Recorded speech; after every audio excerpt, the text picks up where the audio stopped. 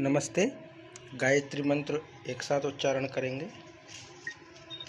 ओम भूर्भुवः स्वः तत्सवितुर्वरेण्यं भर्गो देवस्य धीमहि धियो यो नः प्रचोदयात्। ॐ शान्ताकारं भुजगशयनं पद्मनाभं सुरेशं विश्वाधारं गगनसदृशं मेघवर्णं शुभांगं लक्ष्मीकान्तं कमलनयनं योगिभिर्ध्यानगम्यं वन्दे विष्णुं भवभयहरं सर्वलोकैकनाथम्। ॐ यं ब्रह्मा वरुणेन्द्ररुद्रमरुतः स्तुन्वन्ते दिव्यैस्तवे वेदैः साङ्गपदक्रमोपनिषदैः गायन्ति यं सामगाः। ध्यानावस्थिततद्गतेन मनसा पश्यन्ते यं योगिनो यस्यान्तं न विदुः सुरासुरगणा देवाय तस्मै नमः। देवाय तस्मै नमः। गीता माता ऑनलाइन कक्षा में आपका स्वागत है। अभी तक की कक्षा में हमने पिछले 8 श्लोकों का अभ्यास किया है। आज हम 9वें श्लोक का अभ्यास करेंगे। अभी हम ज्ञान का लक्षण पढ़ रहे हैं। ये जो विषय चल रहा है ये सब ज्ञानी के लक्षण हैं या ज्ञान के लक्षण हैं। जब किसी व्यक्ति को ज्ञान होता है तो उसके क्या लक्षण होते हैं, वह सारी विशेषताएं इसमें चल रही हैं। तो 8वां जो श्लोक था हमारा, जिसको हमने पढ़ा था, वह था कि इंद्रियार्थेषु वैराग्यम अनहंकार एव च जन्म मृत्यु जरा व्याधि दुख दोषानुदर्शनम। यह 8वां श्लोक था। इसमें क्या कहा था भगवान ने कि जो व्यक्ति इंद्रियार्थेषु वैराग्यम, माने जिसके ज्ञान का लक्षण है कि जिसके द्वारा इंद्रियार्थेषु वैराग्यम, इंद्रियों के अर्थ के प्रति वैराग्य हो जाए, माने इंद्रियों के जो विषय होते हैं, भोग होते हैं, उनमें वैराग्य हो जाए, और अहंकार का भी वैराग्य वो अभाव हो। अहंकार माने अहंकार होना, और अनहंकार अहंकार का ना होना, उसको कहते अनहंकार। तो अनहंकार एव, अनहंकार माने अहंकार का ना होना ज्ञान का लक्षण है। और क्या है? जन्म मृत्यु जरा व्याधि। जन्म मृत्यु बुढ़ापा व्याधि माने संकट कष्ट, इन सब में दोषानुदर्शनम, दोषों का दर्शन करना, इन सब में दोषों को देखना, दुख को देखना, जन्म में दुख को देखना, मृत्यु में दुख को देखना, और ये जरा यानी बुढ़ापे में दुख को देखना, और पूरे जीवन में व्याधियां तो हैं ही, इन सब में दुख और दोष का दर्शन करना, ये ज्ञान है। अज्ञानी व्यक्ति फंस जाता है संसार में, ज्ञानी व्यक्ति इस संसार सागर से तैर जाता है। तो कैसे? क्योंकि वो जन्म में नहीं फंसता। जो जन्म में फंस जाए, जन्म से मतलब संतान उत्पत्ति में फंस जाए, परिवार बनाने में फंस जाए, वो ज्ञानी थोड़ी ना है। जो व्यक्ति मृत्यु के दुख से, मृत्यु के कारण उसमें फंस जाए, मृत्यु से दुखी हो, प्रभावित हो, तो वह भी ज्ञानी नहीं है। जो जरा अर्थात वृद्धावस्था, व्याधि अर्थात बीमारी, रोग दुख होना, इन सब में फंस जाए, वो ज्ञानी व्यक्ति नहीं है। ज्ञानी व्यक्ति तो वो है जो इन सब में दुख को देखे, दोष का दर्शन करे, ये सब है। इसके बाद आज जो हमारा 9वां श्लोक है वह इस प्रकार है कि अनशक्ति अनभिषग्वंगः अशक्ति अनभिषग्वंगः, अनभिष्वंगः माने इसमें अनभिषु और अंग तो हो जाएगा अनभिष्वंग, अनभिष्वंग, श्वंग है ना, श्वंग, तो अनभिष्वंग पे हो जाएगा अशक्ति ही अनभिष्वंग, लेकिन अशक्ति ही और अनभिष्वंग एक साथ मिला तो रा बन गया विसर्ग का, तो हो जाएगा अशक्तिर अनभिष्वंग पुत्रदार ग्रहादिषु, पुत्रदार ग्रहादिषु नित्यं च समचित्तस्त्वं समचित्तस्त्वं इष्टानिष्टोपपत्तिषु, तो हो जाएगा अशक्ति अनभिष्वंग पुत्रदार ग्रहादिषु नित्यं च समचित्तस्त्वं इष्टानिष्टोपपत्तिषु। इसका मतलब क्या है कि अशक्ति अनभिष्वंग पुत्रदार ग्रहादिषु, तो क्या है पुत्र दारा ग्रह आदिषु, पुत्र माने संतान, दारा माने पत्नी, ग्रह माने ग्रह संपत्ति आदि, इन सब के प्रति क्या करना है, अशक्ति ही अनभिष्वंग, अशक्ति का अभाव और ममत्व का अभाव वो ज्ञान का लक्षण है। माने संतान में फंसना ये ज्ञान का लक्षण नहीं है। संतान को उनको स्वावलंबी बना करके उनमें मोह में ना पड़ना, आसक्ति में ना पड़ना, उन पर अपना अधिकार ना जमाना। हमने तुम्हें पढ़ा लिखा के बड़ा किया इसलिए किया है ताकि तुम हमारी सेवा करो, ये समाज में प्रचलित है। पर जो भक्त होते हैं, जो अध्यात्म के पथ पर आगे बढ़ते हैं, वो इस तरह का अहंकार नहीं पालते कि हमने अपने बच्चों को बहुत बड़ा पढ़ा करके कर दिया तैयार। कोई माता पिता नहीं पढ़ाता। बड़े बड़े ज्ञानी व्यक्तियों के बच्चे भी कुमार्ग पर जाते हुए देखे गए हैं। बड़े बड़े ज्ञानी व्यक्तियों के बच्चों ने, बड़े बड़े अमीर व्यक्तियों के बच्चों ने पूरे खानदान को, पूरे साम्राज्य को डुबो दिया।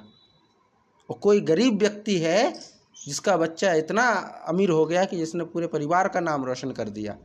तो बच्चों की प्रतिभा भी होती है।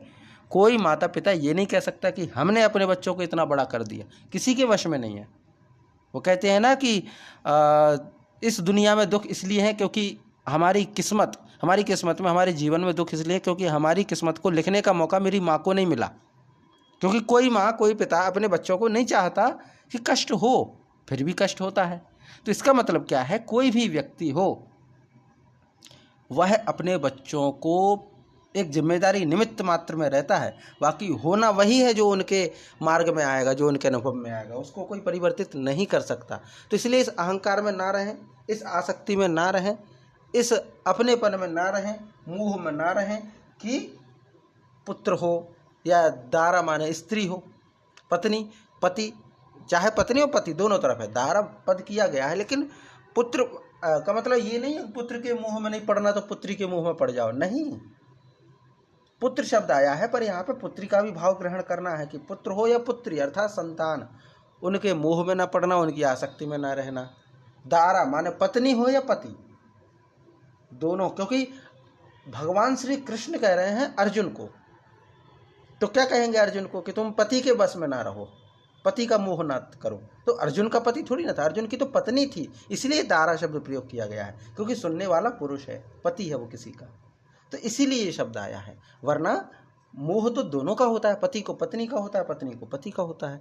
तो किसी का भी मोह ना रहना, किसी पर भी कोई अधिकार ना रहना, आसक्ति ना रहना। ग्रह आदिशु, ग्रह आदिशु से मतलब घर एक संपत्ति का हिस्सा है, वैसे ही और भी संपत्तियां हैं, उन संपत्ति में भी आसक्ति ना रहना, उन संपत्तियों में भी आसक्ति ना रहना। यह लक्षण है ज्ञान के, यह लक्षण है ज्ञान के। ठीक है, हमारी जो संपत्ति है उसके हम एक ट्रस्टी हैं। ईश्वर ने हमें बहुत कुछ दिया लेकिन उसके हम ट्रस्टी हैं, मालिक नहीं है, मालिक नहीं है, क्योंकि हमारी सांसें निश्चित नहीं है। आज भले हमने बहुत कुछ चीज़ें जोड़ ली हों, लेकिन अगले ही दिन हार्ट अटैक आएगा, फिर हमारी संपत्ति किसी दूसरे की हो गई, किसी दूसरे की संपत्ति हो जाएगी, तो हम उसके मालिक नहीं हैं। और अगर हम अपनी संपत्ति के मालिक होते, अगर हम अपनी संपत्ति के मालिक होते तो फिर उसको हम अपने हिसाब से बढ़ाते, नष्ट होने से बचाते, लेकिन नहीं बचा पाते। जब नष्ट होना होता है तो बड़े बड़े संपत्ति के स्वामी देखते रह जाते और उनका साम्राज्य जो होता है वो निस्त्रभूत हो जाता है, मिट जाता है। इसीलिए हम अपनी संपत्ति के, अपने धन दौलत के स्वामी नहीं हैं, हम एक ट्रस्टी हैं। तो हमें सिर्फ अपना पद का निर्वाह करना है, उसका सद उपयोग करना है। तो ये हो जाएगा कि अशक्तिर अनभिष्वंग पुत्रदार ग्रहादिषु, माने पुत्रों में, पत्नी में, पति में, पुत्रियों में, घर परिवार आदि में आसक्ति का त्याग और मोह का न होना, ये ज्ञान के लक्षण है। और आगे क्या कहते हैं, नित्यम चा समचित्तस्त्वम इष्टानिष्टोपपत्तिषु। इसका मतलब क्या है, इष्टानिष्टोपपत्तिषु, इष्ट अनिष्ट, इष्ट माने जिसको हम चाहते हो, यानी जो हमें प्रिय हो, वो इष्ट हो गया, और अनिष्ट जो हमारा इष्ट ना हो। कहते हैं ना इष्ट देव, इष्ट देव कौन है, तो हर किसी के इष्ट देव अलग है, माने हर किसी के स्वभाव के कारण उसको अपने इष्ट देवता अलग अलग हैं। इष्ट मित्र होते हैं, इष्ट देवता होते हैं। प्रिय, इष्ट का मतलब जो हमें इच्छित हो, जो हमारी इच्छा में हो, वो इष्ट होते हैं। तो इष्ट देवता होते हैं, इष्ट इच्छाएं भी होती हैं, इष्ट मित्र भी होते हैं। तो वो तो हो गया इष्ट का मतलब प्रिय से, क्योंकि प्रिय देवता। तो कहते हैं हमारे इष्ट देव ये हैं, हमारे इष्ट मित्र ये हैं।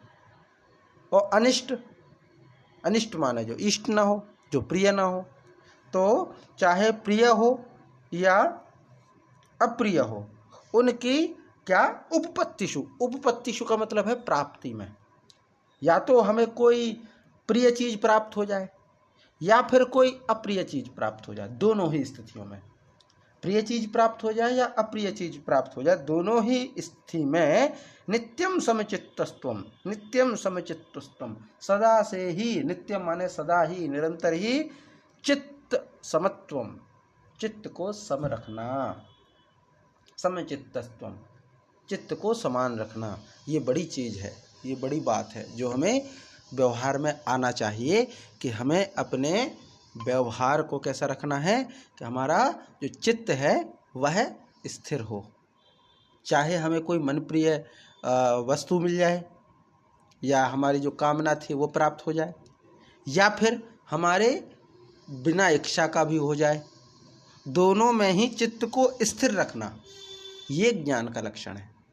इसीलिए कहते हैं ज्ञानी बनो, क्योंकि ज्ञान जब आएगा तो अपने साथ इन सभी गुणों को लेकर के आएगा, कि आपके अनुकूल हुआ तब भी, आपके प्रतिकूल हुआ तब भी आपका चित्त स्थिर रहे।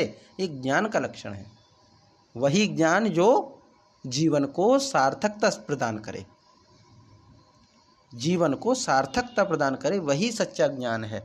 वरना ये सब ज्ञान तो बहुत छोटा ज्ञान, बौना ज्ञान मालूम पड़ता है, जो कि हमें समाज में देखने को मिलता है। मोबाइल चलाना या कार चलाना या फिर कोई भवन बनाना, शिल्प कला सीखना, ये ज्ञान नहीं है। ठीक है, इसको हम ज्ञान कलाओं की श्रेणी में मान सकते हैं, कलाएं हैं, कलाओं का ज्ञान अलग चीज़ है। पर जीवन का ज्ञान होना, जीवन के मूल्य का ज्ञान होना, ईश्वर का ज्ञान होना, जीवन की सच्चाई का ज्ञान होना, ये बड़ा ज्ञान है, उसको विद्या कहा गया है। तो इन सब की प्राप्ति होती है, विद्या कहलाती, अध्यात्म कहलाता है। इसीलिए इस भगवत गीता की आवश्यकता होती है कि वो गुण हम सीखें जो इष्ट और अनिष्ट दोनों की प्राप्ति पर हमको स्थिर रख सके, हमको स्थिर रख सके। क्योंकि जीवन में काल चक्र है, वो चल ही रहा है। तो कई बार इष्ट की प्राप्ति हो जाती, कई बार अनिष्ट की प्राप्ति हो जाती, कई बार बारिश होती है तो कई बार धूप पड़ती है। तो सबके साथ तालमेल बिठाना। तो पूरे 9वें श्लोक का अर्थ यही है कि अशक्तिर्न विश्वंगः, अशक्तिरनभिष्वंगः, अशक्तिर्नभिषंगः पुत्रदार ग्रहादिषु नित्यं च समचित्तस्त्वं इष्टानिष्टोपपत्तिषु, इष्टानिष्टोपपत्तिषु। ये पूरा हो जाएगा। तो इसका हम पाठ करते हैं। भाव इसका यही है कि पुत्र, स्त्री और घर आदि के प्रति आसक्ति न रहना एक ज्ञान का लक्षण है। मोह का न रहना ये ज्ञान का लक्षण है। और प्रिय वस्तु प्राप्त होने पर या प्रिय की प्राप्ति होने पर या अप्रिय की प्राप्ति होने पर दोनों में ही हमारा चित्त का समत्व रहे, ये ज्ञान का लक्षण है। तो इसका हम पाठ करते हैं कि अशक्तिर्नभिषंगः पुत्रदार ग्रहादिषु, अशक्तिर्नभिषंगः पुत्रदार ग्रहादिषु नित्यं च समचित्तस्त्वं, नित्यं च समचित्तस्त्वं, नित्यं च समचित्तत्वं, चित्तत्वं इष्टानिष्टोपपत्तिषु, अशक्तिर्नभिष्वंगः अशक्तिर्नभिषङ्गः पुत्रदारगृहादिषु नित्यं च समचित्तत्वम् इष्टानिष्टोपपत्तिषु ये समचित्तत्वम है। चित्तत्वम, चित्तत्वम, चित्त होता है, त्वम इसमें जोड़ा तो चित्तत्वम। तो नित्यम च समचित्तत्वम इष्टानिष्टोपपत्तिषु मिष्टानिष्टोपपत्तिषु। चित्तत्वम और इष्टा तो दोनों हो जाएगा, चित्तत्वम इष्टानिष्टोपपत्तिषु। इस प्रकार से जी इसका पाठ कीजिए माता जी। अशक्तिरन्विष्वङ्ग अशक्तिरन्विष्वङ्ग उत्तदारगृहादिषु नित्यं च समचित्तत्वम् इष्टानिष्टोपपत्तिषु। जय माँ। इसके पश्चात आगे और कहते हैं भगवान कि मयि चा अनन्य योगेन भक्तिरव्यभिचारिणी विविक्त देश सेवित्वम अरतिर्जन संसदि। क्या कहते हैं? मयि च अनन्य योगेन भक्तिरव्यभिचारिणी विविक्त देश सेवित्वम अरतिर्जन संसदि। ये हो जाएगा। इसका मतलब क्या है? मयि माने मुझ में अर्थात मुझ परमेश्वर में, मुझ ईश्वर में। अनन्य योगेन, अनन्य योग के साथ। अनन्य योग मतलब ना अन्य, किसी दूसरे का आश्रय ना लेकर के, सिर्फ एक का आश्रय लेकर के, उस योग के द्वारा अव्यभिचारिणी। अव्यभिचारिणी का मतलब है व्यभिचार को छोड़ करके, आलस्य को छोड़ करके, बुराइयों को छोड़ करके। फिर क्या कहते हैं? भक्ति और विविक्त देश सेवित्वम। विविक्त देश का मतलब क्या है? एकांत और शुद्ध देश में सेवित्वम का मतलब क्या है? रहना। कहते हैं ना शहर तीर्थों का सेवन करना, तीर्थ सेवन से अभिप्राय क्या है? कि तीर्थ स्थानों पर जाकर के थोड़ा निवास करना, वो होता तीर्थ सेवन। तो विविक्त देश सेवित्वम, एकांत देश में। विविक्त का मतलब है एकांत, और सेवित्वम देश का मतलब होता है स्थान। एकांत स्थान का सेवित्वम सेवन करना, यानी एक देश में रहने का स्वभाव, एकांत देश में रहने का स्वभाव। और जन संसदि अरति। तो क्या मतलब है? विषयासक्त मनुष्यों के समुदायों में प्रेम न होना। जो विषय में आसक्त हैं ऐसे, या फिर जो जन संसदी जो है, जन संसदी माने जन का मतलब है मनुष्य, संसदी माने समुदाय, मनुष्यों के समुदाय में अरति रहना माने रति ना रखना, माने मोह ना रखना, लगाव ना रखना। ये नौवा है। तो इसका मतलब क्या है? ये ज्ञान के ही लक्षण चल रहे हैं कि जो मुझ में अनन्य योग के द्वारा अभिचारी होकर के, भक्ति के द्वारा, भक्ति का मतलब क्या है यहाँ पर? कि केवल एक भक्ति का मतलब है माने अनन्य भक्ति, जिसको हम कहते हैं, जहाँ केवल एक सर्वशक्तिमान परमेश्वर को ही अपना स्वामी मानते हुए स्वार्थ और अभिमान का त्याग करके, अपने स्वार्थ का और अपने अहंकार का त्याग करके, श्रद्धा और भक्ति भाव के सहित परम प्रेम से भगवान का निरंतर चिंतन करना अव्यभिचारिणी भक्ति है। अव्यभिचारिणी भक्ति कहा गया यहाँ पे। अव्यभिचारिणी भक्ति माने भक्तिरव्यभिचारिणी, ये पद जो आया ना, भक्तिरव्यभिचारिणी माने अव्यभिचारिणी भक्ति जो होती है वो कैसी होती है? कि अपने अहंकार को छोड़ देना, अपने स्वार्थ को छोड़ देना, अपने आलस्य को छोड़ देना, और श्रद्धा और भक्ति के भाव को लेकर के भगवान का निरंतर चिंतन करना, ये अव्यभिचारिणी भक्ति है। तो मुझ परमेश्वर में अनन्य योग के द्वारा अव्यभिचारिणी भक्ति तथा एकांत देश में सेवित होकर के और मनुष्यों के समुदायों के प्रति मोह को छोड़ना, प्रेम को ना होना। रति माने होता प्रेम, अरति माने प्रेम ना होना, ये होता है। तो जन संसदी माने जन समुदाय के प्रति जन समुदाय हमारे संसार के प्रति है, जन समुदाय हमारा पारिवारिक भी होता है, जन समुदाय हमारा संगठनगत भी हो सकता है।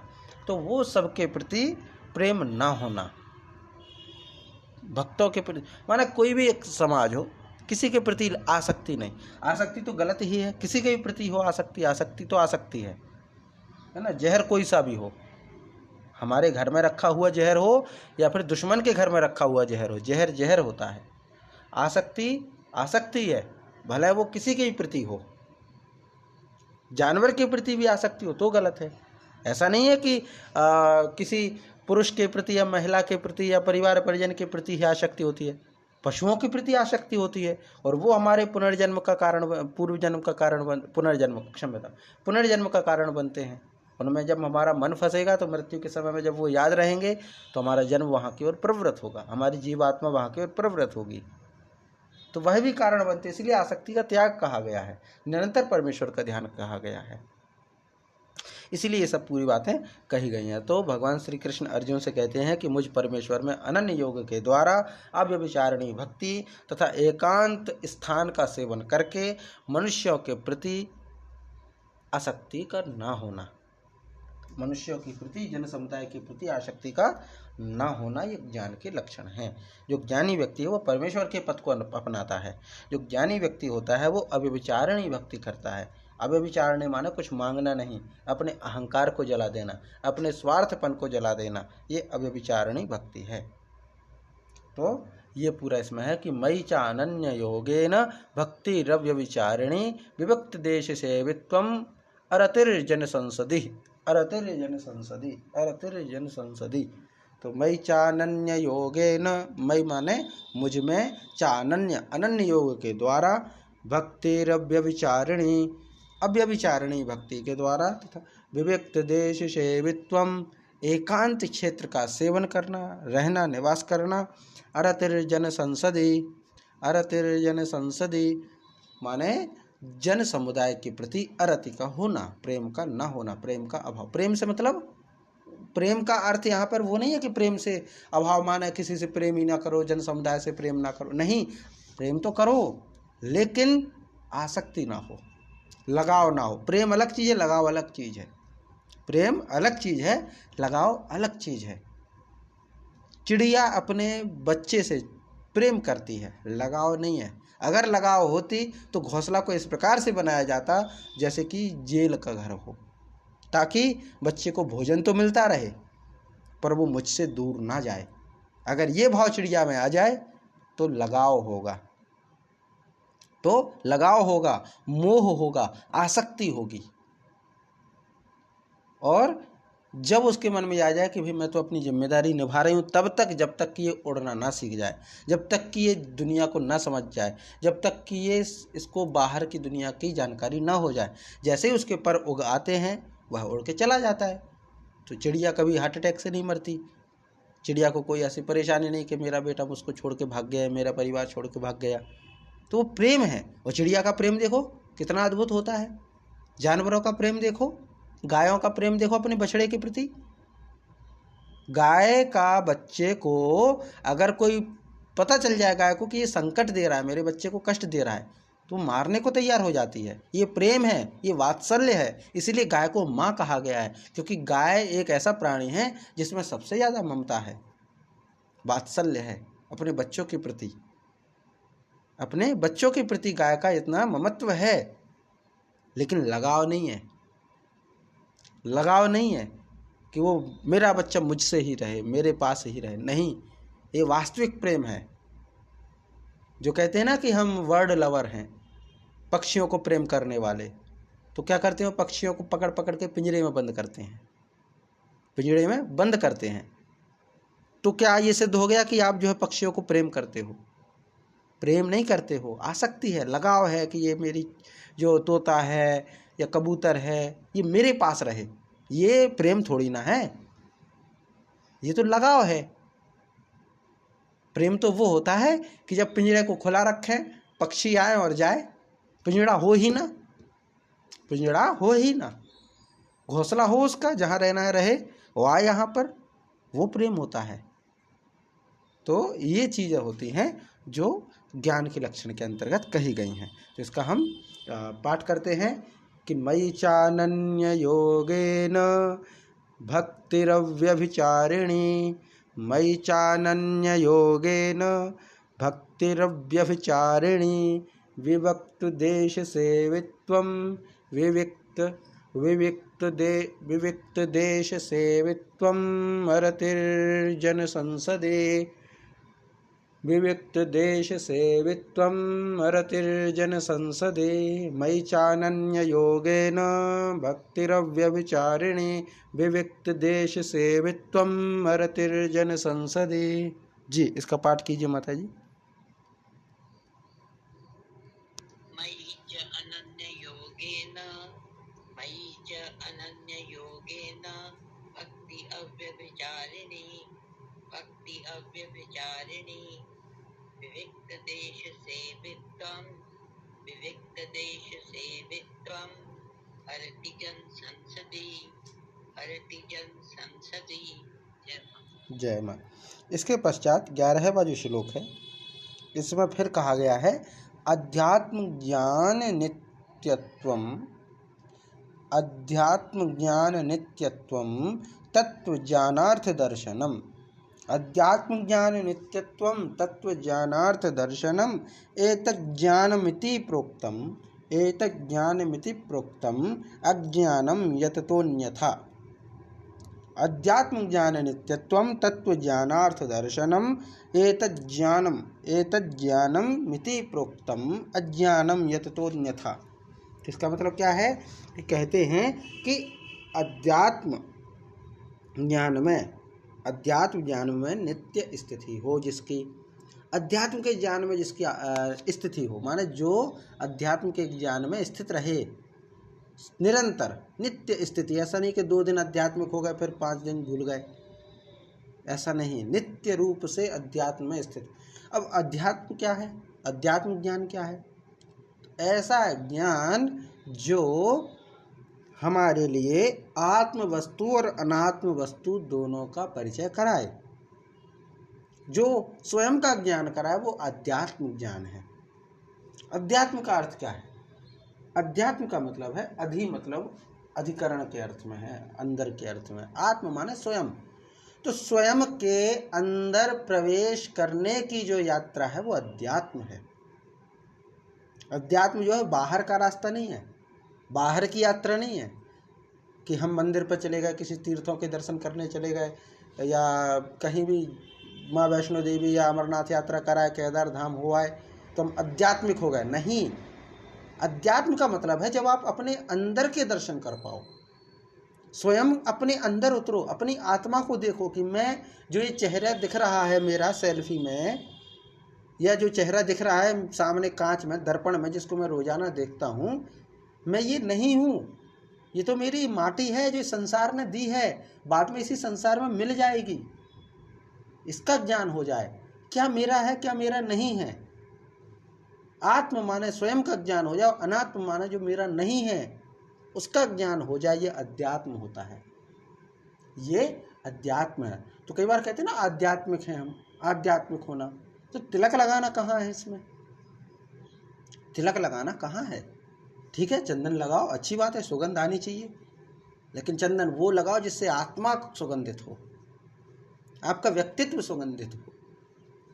चंदन लगाओ तो ऐसा लगाओ जिससे आपका माथा सुगंधित हो, वो तो ठीक है, लेकिन चंदन वो लगाओ जिससे आपकी आत्मा सुगंधित हो, अपना चरित्र सुगंधित हो, आपका व्यवहार सुगंधित हो, और उसकी सुगंध दूर दूर तक प्रसारित हो, उसकी सुगंध जो है दूर दूर तक प्रसारित हो।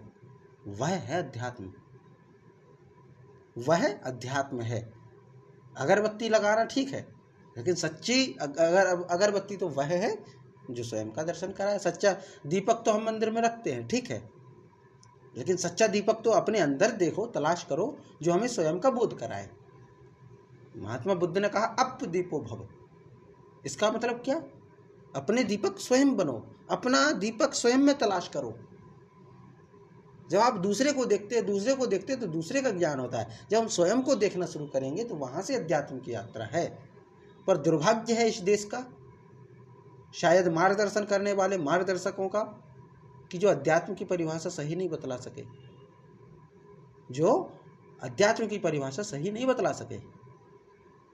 अध्यात्म तो इतना पवित्र है, इतना पवित्र है, जो सामने वाले की पीड़ा को अपनी पीड़ा माने, सामने वाले के कष्ट को अपना कष्ट माने, वो अध्यात्म है।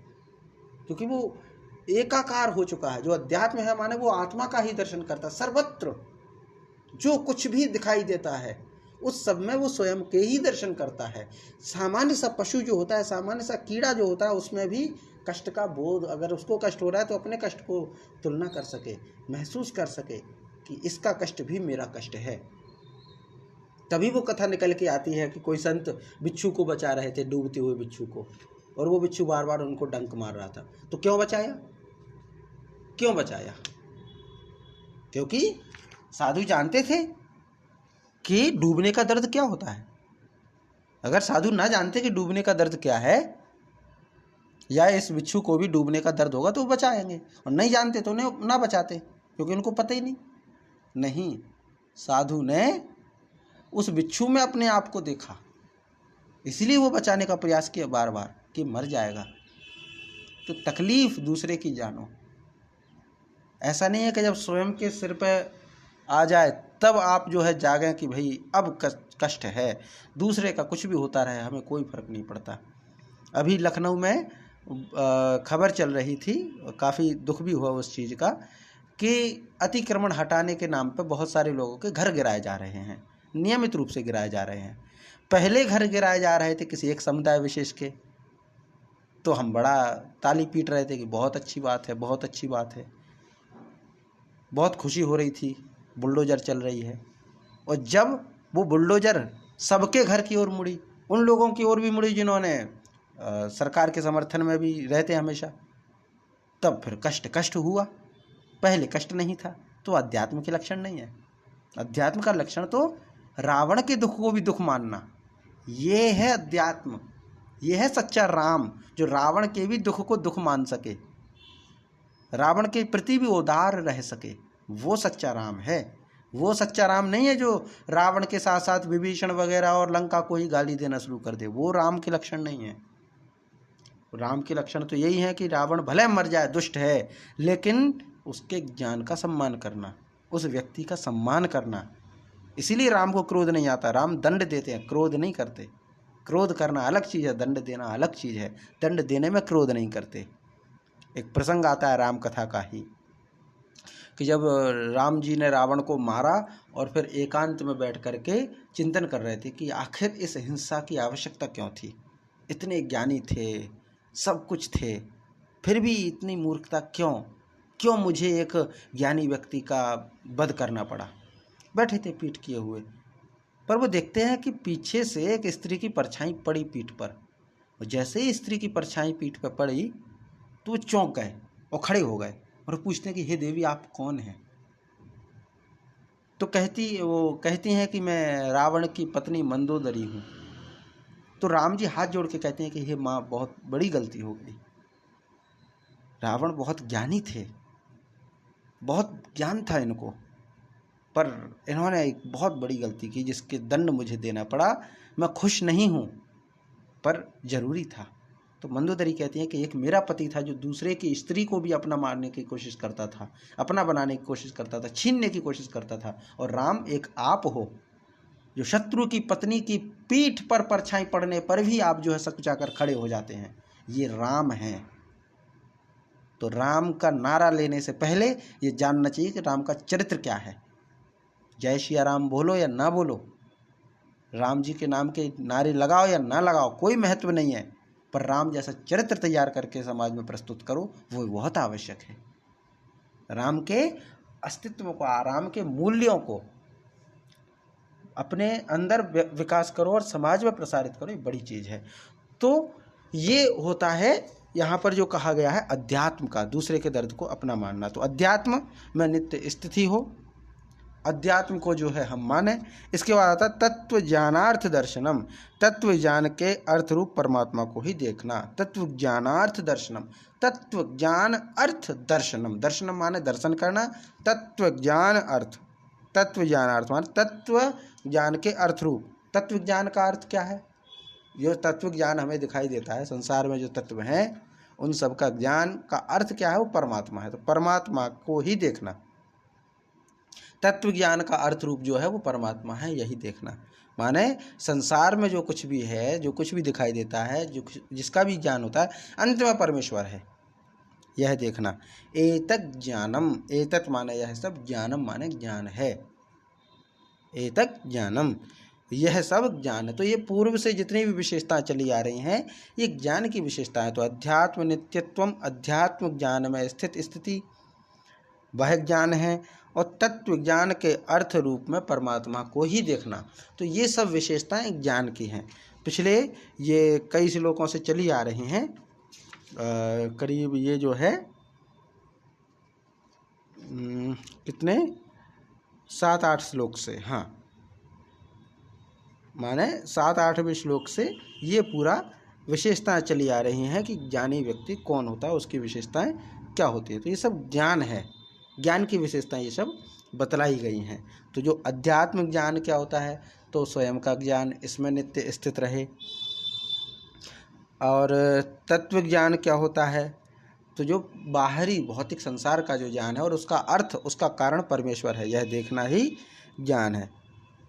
यह सब ज्ञान है। तो ये सब जो कहे गए हैं 7वें श्लोक से लेकर के यहाँ तक जो साधन कहे गए हैं वे सब तत्व ज्ञान की प्राप्ति होने से ज्ञान नाम से कहे गए हैं।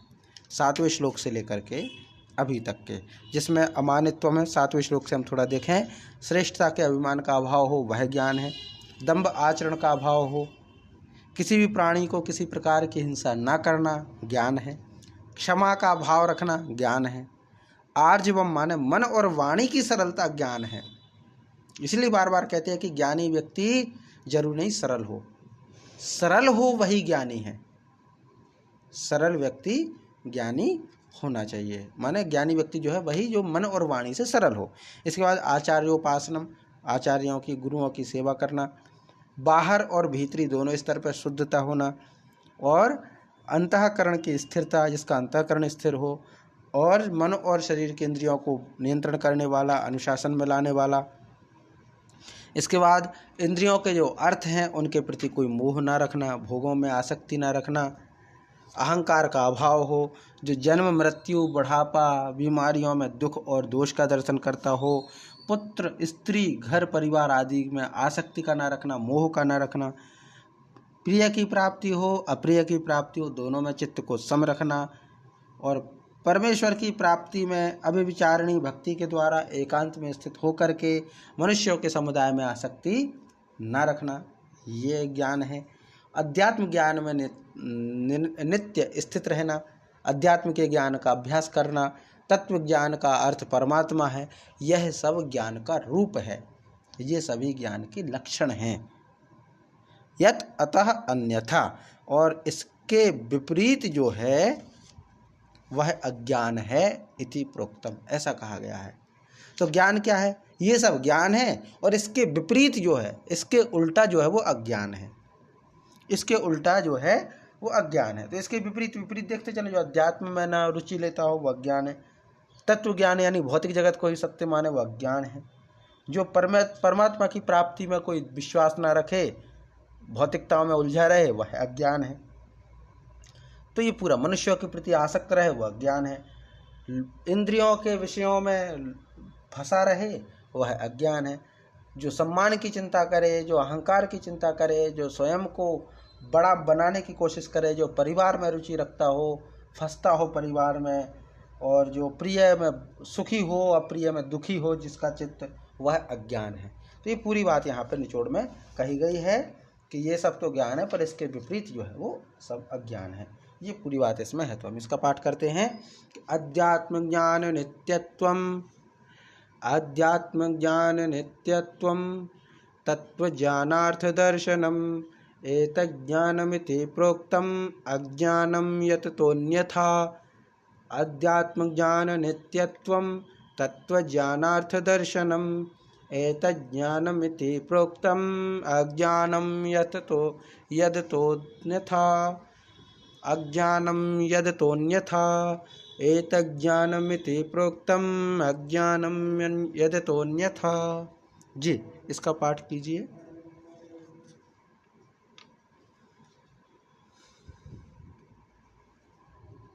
अध्यात्म ज्ञान नित्यत्वम, अध्यात्म ज्ञान नित्यत्वम, तत्व ज्ञानार्थ दर्शनम, तत्व ज्ञानार्थ दर्शनम, एतत् ज्ञानम इति प्रोक्तम, एतत् ज्ञानम इति प्रोक्तम, अज्ञानम यतत अन्यथा, अज्ञानम यतत अन्यथा।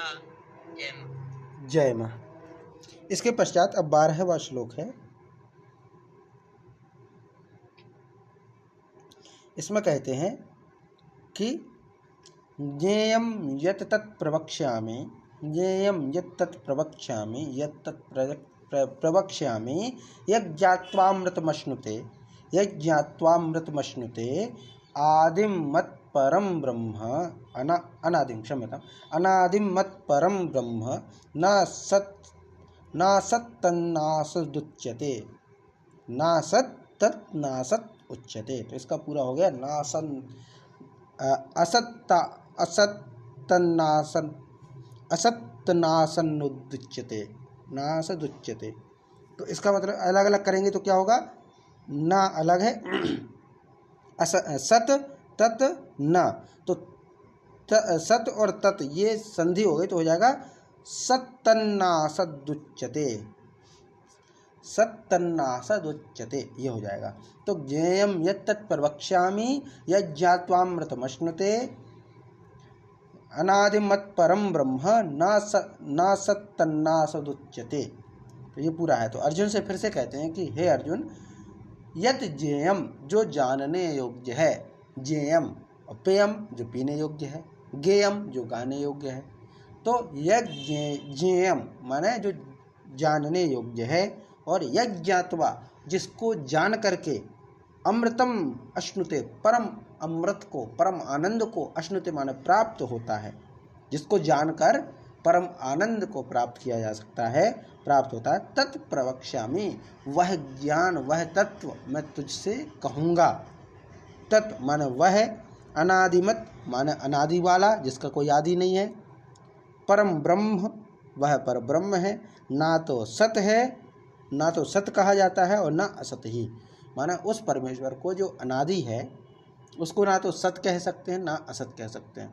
सत और असत दोनों में नहीं होता, वो है ना, अनिर्वचनीय है। सद असदाभ्याम अनिर्वचनीय, माने सद और असत दोनों में अनिर्वचनीय, माने उसको ना तो सत कहा जा सकता है ना असत कहा जा सकता है। माने वह अनादि वाला जो ब्रह्म है, वह परम ब्रह्म ना तो सत ही है और ना असत ही है, ऐसा सब कुछ कहा गया है। क्योंकि संसार है तो इसमें कहते हैं कि संपूर्ण संसार नश्वर है। सत और असत के बता रहे हैं, माने इसमें अनिर्वचनीय क्यों कहा गया ईश्वर को? सत और असत के बीच में अनिर्वचनीय है, माने उसको कुछ नहीं कहा जा सकता। क्यों? क्योंकि कहते संसार में, एक तो कहते संसार नश्वर है, नाशवान है, क्षण भंगुर है, असत है। असत क्यों है? क्योंकि इसका कोई अस्तित्व नहीं है, इसलिए असत है। सत माने जो तीनों कालों में स्थित हो। ठीक, हम कहते हैं कि ईश्वर जो है वो सत है। अगर ईश्वर को सत मानते हैं तो संसार में भी ईश्वर है, कहते हैं कण कण में ईश्वर है। जब कण कण में ईश्वर है और ईश्वर अगर सत है तो फिर संसार कैसे टूट जाता है, फिर बिखर जाता है, नष्ट हो जाता है। एक तरफ कहते हैं संसार माया है, दूसरी तरफ कहते हैं संसार में घट घट में ईश्वर है। तो क्या ये संसार में घट घट में ईश्वर है तो क्या संसार वो भी माया है? क्या माया है या ईश्वर है? तो इसको कुछ भी नहीं कहा जा सकता, दोनों में है। तो अर्जुन से कहते हैं कि वह जो परब्रह्म है उसको ना तो सत ही कहा जा सकता है और ना असत ही कहा जा सकता है, दोनों के बीच की स्थिति है। ना उसको सत माना जा सकता पूरी तरह से, ना असत माना जा सकता, वह परब्रह्म है। पर इतना है कि वह जानने योग्य है और उसको जान करके परम आनंद को प्राप्त किया जा सकता है। वह ज्ञान मैं तुझसे कहूँगा, ये भगवान श्री कृष्ण अर्जुन से कहते हैं। तो ये पूरा होगा कि ज्ञेयम यत् तत् प्रवक्ष्यामि, यत् माने जो, ज्ञेयम माने जानना चाहिए, तत् यत् माने जिसको, ज्ञात्वा माने जान करके, अमृतम अश्नुते अमरता को प्राप्त होते हैं या परमानंद को प्राप्त होते हैं। तत् प्रवक्ष्यामि, वह मैं कहूँगा। फिर कहते तत् अनादिमत पर ब्रह्म, वह अनादि वाला पर ब्रह्म, ना सत उच्यते ना असत, ना ही उसको सत कहा जा सकता है ना ही असत कहा जा सकता है।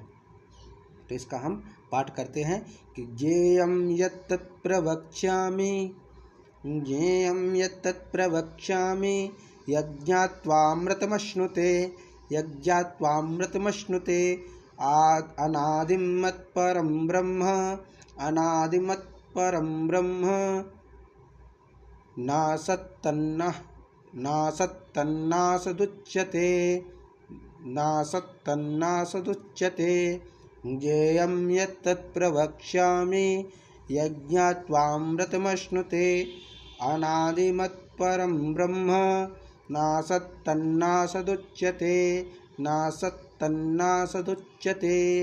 जी, इसका पाठ कीजिए माता जी।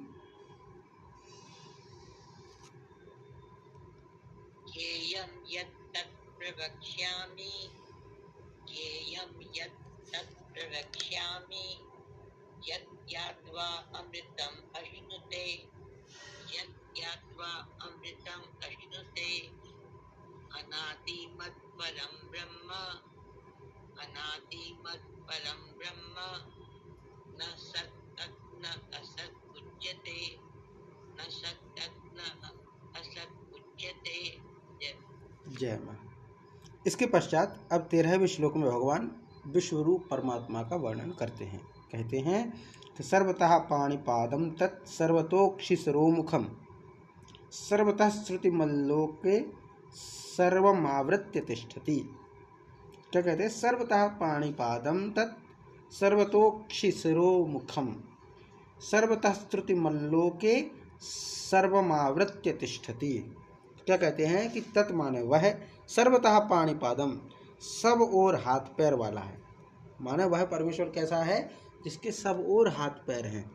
सब ओर हाथ पैर से मतलब क्या है? सभी दिशाओं में काम करने वाला है, सभी दिशाओं में चलने वाला है। ऐसा नहीं कि वो यही इसी देश में काम करेगा। ईश्वर तो सब जगह है, तो अर्थात सब ओर उसके हाथ पैर हैं। क्योंकि मनुष्य हाथ पैर से काम करता है तो ईश्वर भी काम कर रहा है सब ओर सभी दिशाओं में। तो इसीलिए कहते हैं कि तत् माने वह परमेश्वर, सर्वतः पाणिपादम, उसके सब ओर हाथ पैर वाले हैं। सर्वतो अक्षिसरोमुखम, सब ओर उसके नेत्र हैं, सिर हैं, मुख हैं। सब ओर यानी सभी दिशाओं में उसके सिर हैं, नेत्र हैं, मुख हैं। माने वह सब जगह देखता है और ज्ञान प्रसारित करता है ना। और सर्वतः श्रुतिमत, सब ओर कान वाला, सभी जगह से सुनता है, सभी दिशाओं में। यत माने क्योंकि वह लोके सर्वम आवृत्य तिष्ठति, संसार में सबको व्याप्त करके स्थित है। वह जो परमेश्वर है वह सबको व्याप्त कर रखा है उसने अपने अंदर। माने परमेश्वर व्याप्त है सब में। पृथ्वी के या संसार के किसी भी कोने में कोई भी कोना ऐसा ना है जहाँ ईश्वर ना हो। सब जगह व्याप्त है वह परमेश्वर। इसीलिए कहा उसके आँख, नाक। आँख का मतलब क्या है? ऐसा नहीं कि आँख लगी हुई है सब जगह, नहीं। आँख का मतलब देखने का काम करने वाला, तो वह परमेश्वर हर जगह देखता है। हाथ पैर वाला मतलब वह क्रियाएं करता है। कान वाला अर्थात वह सबको श्रवण करता है। सब और सिर हैं, मुख हैं, सबको बोलता है, बोलने की शक्ति देता है, सबको ज्ञान देता है, सबको बुद्धि देता है। तो वह सब जगह व्याप्त है और वह सबको व्याप्त करके स्थित है। संसार में सबको व्याप्त किया और इसी संसार में स्थित हो गया। माने आकाश क्या है? जिस प्रकार आकाश जिस प्रकार वायु, अग्नि, जल और पृथ्वी का कारण रूप होने से उनको व्याप्त करके स्थित। माने आकाश कहाँ है? तो आकाश पृथ्वी में भी है। आकाश का मतलब क्या है? खाली स्थान, स्पेस। खाली स्थान ही तो है, जहाँ ना वायु हो, ना जल हो, ना अग्नि हो, ना पृथ्वी हो, वही तो आकाश है। तो आकाश क्या है? इन सबका कारण है। इसीलिए आकाश सब जगह व्याप्त है। वायु में भी आकाश है, जल में भी आकाश है, बुलबुले रहते ही हैं। और उसके अलावा जल के अलावा अग्नि में भी आकाश है और पृथ्वी में भी आकाश है। बड़े बड़े पृथ्वी के अंदर भी जो है स्पेस है, जगह है, खाली स्थान है, उसको आकाश कहा गया है। तो ये जो पूरा कहा गया है माने जैसे आकाश जैसे वायु, अग्नि, जल और पृथ्वी का कारण होने से उनको व्याप्त करके स्थित है, वैसे ही परमात्मा भी सबका कारण रूप होने से संपूर्ण चराचर जगत को व्याप्त करके स्थित है। तो आकाश सब में स्थित है क्योंकि आकाश से ही ये उत्पन्न हुए हैं। सब आकाश से ही उत्पन्न है। जब सृष्टि प्रक्रिया का वर्णन पढ़ते हैं तो आकाशात वायु, वायु से अग्नि, अग्नि से जल, जल से पृथ्वी। तो इन सब के मूल में आकाश है। आकाश से वायु उत्पन्न ना हो, आकाश से वायु उत्पन्न ना हो तो वायु से फिर अग्नि ना बने, अग्नि से जल ना हो, जल से पृथ्वी ना हो और पृथ्वी से फिर सृष्टि ना हो। तो जिस प्रकार आकाश सबका कारण है वैसे ही ईश्वर सबका कारण है। तो सबका कारण होने से आकाश सब में व्याप्त है, वैसे ईश्वर भी चर और अचर दोनों में व्याप्त है।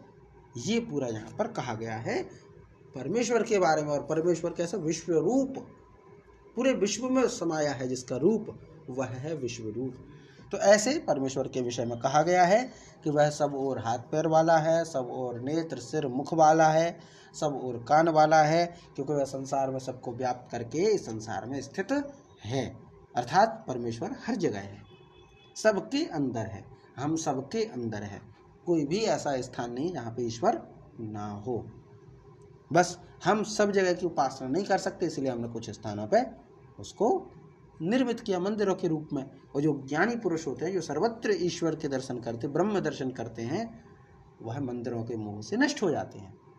मोह नष्ट हो जाता है मंदिरों का, कि मंदिरों के दर्शन करने ही जाएं। ठीक है, ईश्वर की सत्ता को तो वो सब जगह मानते हैं ना, तो क्या मंदिर हो, क्या मस्जिद, क्या शमशान, क्या घर परिवार, सब जगह उनको ईश्वरीय दर्शन होते हैं, ईश्वर मिल जाते हैं कण कण में। ये होता है। तो जो ये अवधूत होते हैं वह इस प्रकार से ही रहते हैं। उनको सब मोह उतना नहीं रहता है कि मंदिर ही जाओ तभी ईश्वर के दर्शन होंगे, ऐसा सब नहीं रहता।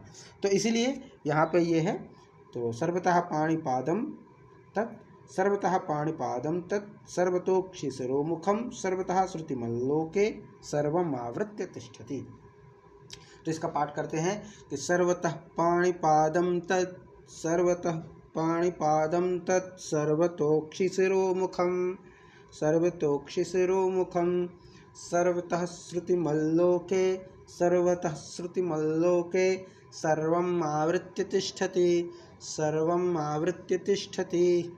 जी, इसका पाठ कीजिए माता जी।